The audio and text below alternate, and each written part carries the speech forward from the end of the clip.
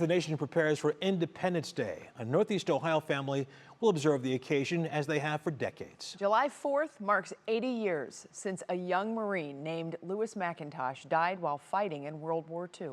As part of our ongoing series, Voices of a Generation, Maureen Kyle shares the story of one family's commitment to honor their loved one.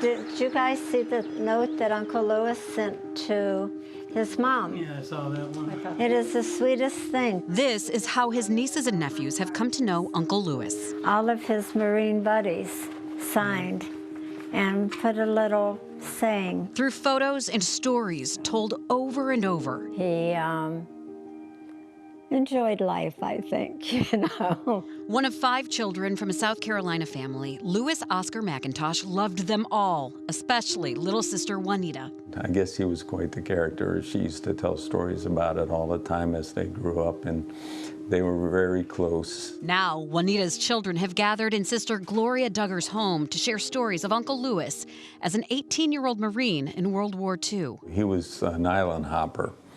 They would go from island to island, clearing the islands and getting ready to get to an island that they can set up an Air Force base that can reach Japan. The Battle of Saipan started in June of '44, lasting nearly a month. A celebrated American victory, but it came at a heavy cost.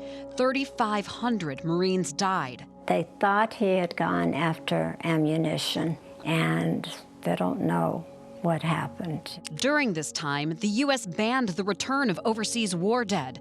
Money went to fighting, and soldiers were buried in temporary military cemeteries throughout Europe and the Pacific theaters. Without a body or ID tags, families like that of Lewis McIntosh were left to wonder. She never knew if maybe he was in a prison camp, you know, or if he'd been tortured, or, you know, what really happened to him. Juanita married, settling in Northeast Ohio.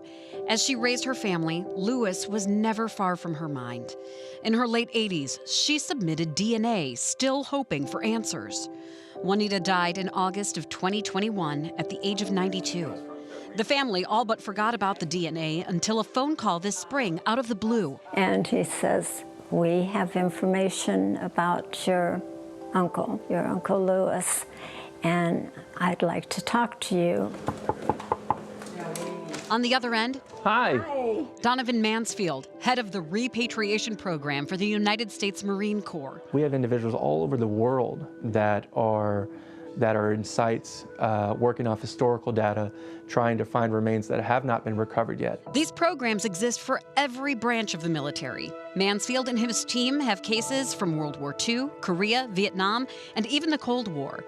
As science advances, more remains are being identified, and in an act of abiding love, Juanita's DNA is bringing her brother home. My mom would have been thrilled. I mean, she could finally say, okay, I know where my brother, what happened to him. No one saw how he died, so it's just listed here as homicide. On June 4th, an ID brief took place at Gloria Duggar's home. The family would finally get some answers. It is a massive, massive effort that leads to where we're sitting today. And make final arrangements to honor their uncle. It is decided he will be buried in Arlington Cemetery with full military honors, provided and paid for by the United States government, fulfilling a commitment to the nation's servicemen and women. It doesn't matter what branch of service, that no one's left behind. And we do mean that literally, even going back to our Marines that served in World War II, that we're doing everything in our power to bring you home to your loved ones, and that you're never forgotten. The day is about Private McIntosh and finally bringing him home. But bittersweet thoughts of Juanita are never far away. And she would have been the happiest person in the world to have been, you know, gotten that phone call. She's in heaven with him now, so that's okay. Maureen Kyle, 3 News.